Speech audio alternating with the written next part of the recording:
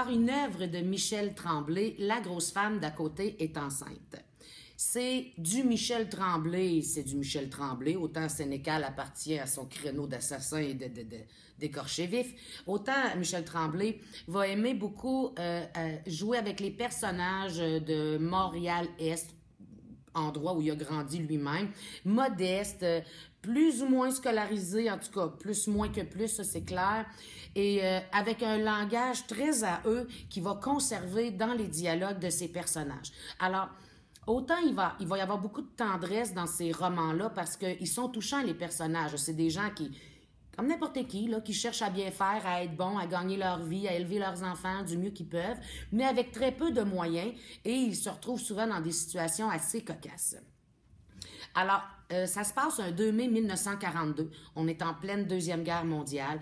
On a des belles descriptions du contexte socio-culturel. Là. Il y a des coupons, hein, parce que tu manges pas de la viande comme tu veux. Il y a des rations. Là. Alors, tu t'en vas chez le boucher avec ton petit coupon, puis tu as le droit à tant de poids de viande pour le mois.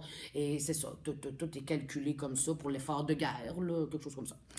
Et il y a quand même une vingtaine de personnages. Alors, c'est encore un roman qu'il faut lire avec papier-crayon à côté et on prend des notes.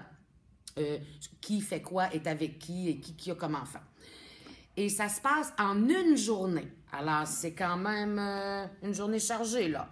327 pages pour une journée. Tu vas avoir en parallèle la vie des enfants, la grosse femme d'à côté qui est enceinte, qui est un des personnages principaux. Vraiment grosse, là. Elle est grosse, elle a de la misère à bouger, la madame, là. Puis, ça se trouve être la première belle journée de printemps, suite à l'hiver, là, mais vraiment la première belle, là, où tu rouvres les fenêtres, les gens sortent sur les balcons. Faut imaginer, dans le contexte de Montréal, là, d'un quartier plus défavorisé, là, c'est tous des blocs appartements rangés avec tous des petits balcons. Et là, tout le monde sort, fait que le social recommence après l'espèce d'hivernation. Alors, c'est ça. Pour vous montrer un peu le style de Michel, parce que il est très drôle. Mais là, peut-être que je vais trouver ça plus drôle que vous autres, là, mais ça, c'est pas grave, là. Vous n'êtes pas obligé de le lire, là. Alors, il y a une scène parce que, à l'époque, dans les années 40, tu mêlais pas les garçons et les filles dans les parcs publics. Alors, en haut de 12 ans, ils pouvaient revenir ensemble, mais en tout cas, en bas de 12 ans, ils pouvaient pas. Puis les garçons avaient le droit d'être avec les filles jusqu'à l'âge de 6 ans. Alors, c'est sûr que ça aidait, là, comme là, Thérèse, là, avec son petit frère, ouais, c'est ça. Ouais. Elle arrive avec son petit frère et son cousin, mais le cousin, il est de son âge, fait qu'il peut pas rentrer dans le parc avec elle. Mais elle est tannée de tout le temps garder son petit jeune frère qui est pas plus vite qu'il faut, là, on part avec ça, là, mais disons-le comme ça.